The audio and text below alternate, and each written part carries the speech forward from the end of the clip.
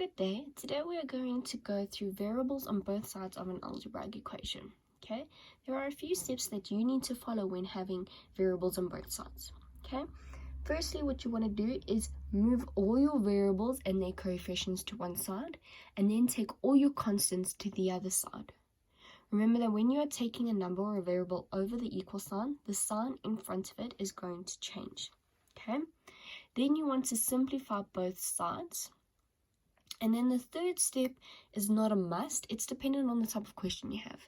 But most likely you will have to either divide or multiply by the coefficient of x to get x or y or any variable by itself. Right, we are going to work through these 4 examples. Now the working out is on a separate slideshow. So, the first example, you'll see it says 4x plus 1 is equal to 5x minus 2. Now, what you want to do is group your x's one side and group your constants one side. I personally like to group my x's to the left and then my constants to the right. But if you want to swap it around, you can do it. You'll still get the exact same answer at the end of the day. Okay? So you'll see I've added arrows to where I'm moving what, showing my direction. Okay? You can do this in your book as well. It sometimes makes it easier to see. You can take a colored pen like a pink pen or a blue pen, a light blue pen, a green pen, and you can add in your arrows. Okay? So first of all, you want to take 5x over the equal sign to meet with 4x. Remember that when you take it over, it's going to become a negative 5x because it's a positive at the moment. Then you want to take plus 1 over the equal sign to meet with negative 2. When it goes over the equal sign, it's going to become a negative 1. So let's show that movement. Okay, so now we have 4x minus 5x is equal to minus 2 minus 1. Now you're going to simplify both sides. So 4x minus 5x will give you negative x, and negative 2 minus 1 will give you negative 3.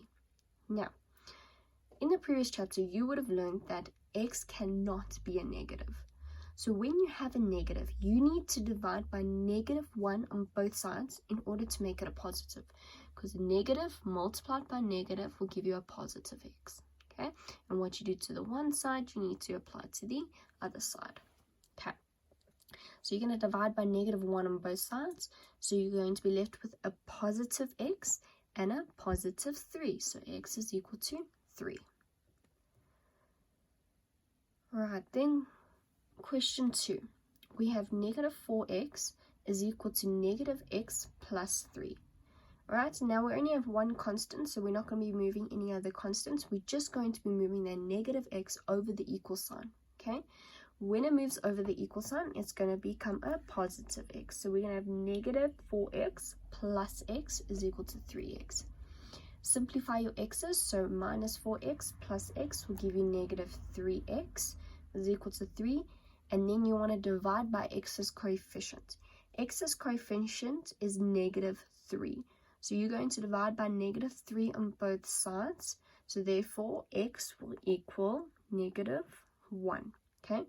Remember what I told you in the previous video, that you need to show that you are dividing by 3 on both sides. You always want to show all your calculations so that your teacher knows what you're doing. Okay. Then question 3. Question 3 is similar to question 1, except we're using a variable of m.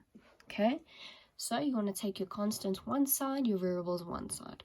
So you're going to take 7 over the equal sign, so it's going to become a negative 7. And then you're going to take 2m over the equal sign, so it's going to become a negative 2m. So you're going to have 4m minus 2m is equal to 3 minus 7.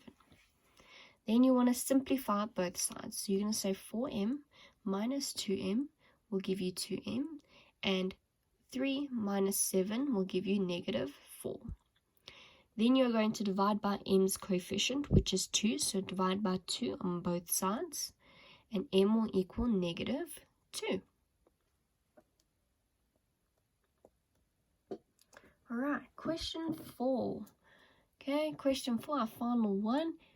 Again, you want to take your constants one side and your x's one side. So you're going to take this negative 4x over the equal sign, so it's going to become a positive 4, and this plus 1 over the equal sign, so it's become a negative 1. So let's show that movement. You're going to have negative 2x plus 4x is equal to 9 minus 1. Okay, negative 2x plus 4x will give you 2x, and 9 minus 1 will give you 8.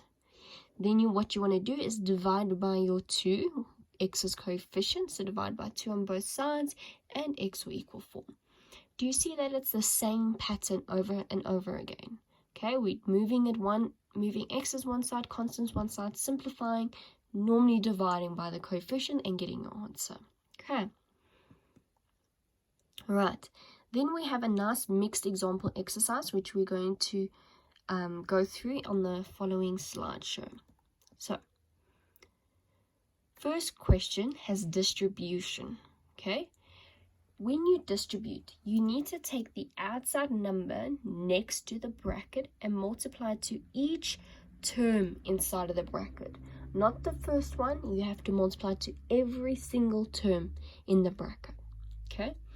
Now, you'll see that I've added arrows again. This just helps you to show you what you're doing. So again, you can take any color pen and you can do the arrows in your book. Okay? So, distribution means multiplication. So you're going to say 2 times x, which will give you 2x, and then 2 times negative 3, which will give you negative 6. Okay? Then you're going to solve. You can solve this equation. We've done examples like this already. So you're going to take negative 6 over the equal sign. So it's going to become a positive 6, and 4 plus 6 will give you 10. Then what you want to do is divide by x's coefficient. So divide by 2 on both sides, and 2 goes into 10 5 times. Okay, and 2 divided by 2 will cancel out. So x will always be left alone if you're dividing by its coefficient. Okay, question 2. Here we are going to distribute our 4 into the bracket to each term. Now here you're going to be using variables on both sides, the method that we just did. Okay, once you've distributed, you'll see we have variables on both sides. Okay, so 4 times x will give you 4x, and 4 times negative 3 will give you negative 12. Then what you want to do is take your x's one side and your constants to the other side. Now here I haven't showed my arrows, but again you can do it in your book with a colored pen. So you're going to have 3x minus 4x, then negative 12 plus 2. Okay, so 3x minus 4x will give you negative 1, and negative 12 plus 2 will give you negative 10. Then we have a negative x. Now, like the previous example I taught you earlier on, I said to you that you need to divide by negative 1 on both sides to make this a positive. So negative times negative will give you a positive x, and negative 10 divided by negative 1 will give you a positive 10. So x is equal to 10.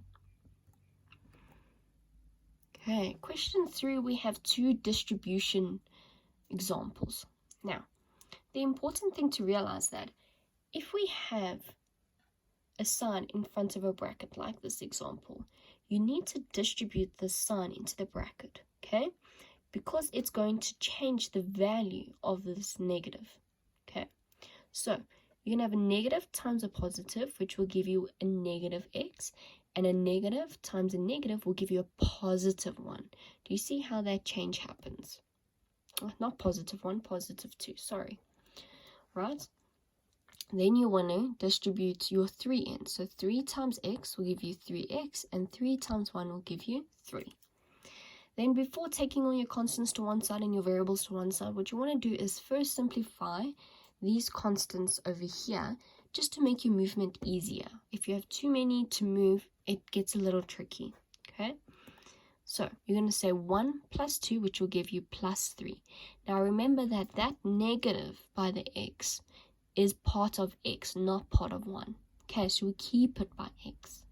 Okay, now that we've simplified it, we can take our x's one side and our constants one side.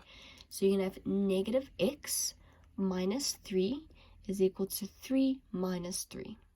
Okay, so negative x minus 3x will give you negative 4, and 3 minus 3 will give you 0.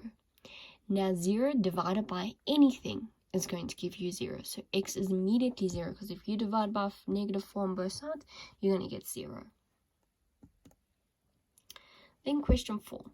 You are going to distribute the 2 into the bracket. Okay, so 2 times x and 2 times negative 15.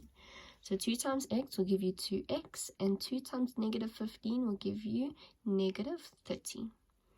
Then you're going to take your negative 30 over the equal sign. Now remember, it's going to change signs. So now it's a positive 30. 8 plus 30 will give you 38. And then you're going to divide by x's coefficient, which is 2. So divide by 2 on both sides. So x will give you 19. Now, question 5 is slightly different. It has a fraction involved. Okay, now fractions are difficult and we don't like to deal with fractions, so we are going to multiply this fraction to get rid of it so that we can make our lives easier. Okay, so when you get a fraction like this, what you want to do is always multiply by the denominator. So multiply by 3 over 1, but what you do to the one side, you need to do to the other side. So you're going to times 4 by 3 as well. Okay, you see I've done it in a different color pen. You can do that as well. So the 3's are going to cancel out. So 1 times x will just give you x, and 4 times 3 will give you 12. So x is equal to 12. Nice and easy. Alright, question 6 is very similar to the previous one, except x is at the bottom this time. Okay, so you're going to do the exact same steps as what we did for 5. Okay, you're going to multiply by the denominator. So x over 1 times by 3 over x is equal to 4 times x. Okay, so the x's cancel out, 3 is left alone, and 4 times x will give you 4x. Now you need to divide by 4 on both sides to get x alone. So 3 divided by 4 stays a fraction. So your answer will be 3 over 4 is equal to x. Okay. And our last example. Now our last example, x has a coefficient. Okay. You're going to apply the exact same method as question 3. So you are going to multiply this side by 2x over 1. And what you do to the one side, you apply to the other side. So you're going to take 8 multiplied by 2x. Alright, there's my working out. Then 2x crosses out with 2x, so 1 times 5 will give you 5. And 8 times 2 will give you 16x. Okay, then you need to divide by x's coefficient on both sides, so divide by 16 on both sides, which will again leave you with a fraction. So you're going to have 5 over 16 is equal to x. Alright. Then once you have done those examples and you fully understand, there is a worksheet on Google Classroom that you may complete in your books, and then you can attempt the revision exercise, which is your word sums and your variables on both sides, and pretty much everything in Algebraic combined together to test your knowledge. Okay, good luck. I hope this was a good explanation.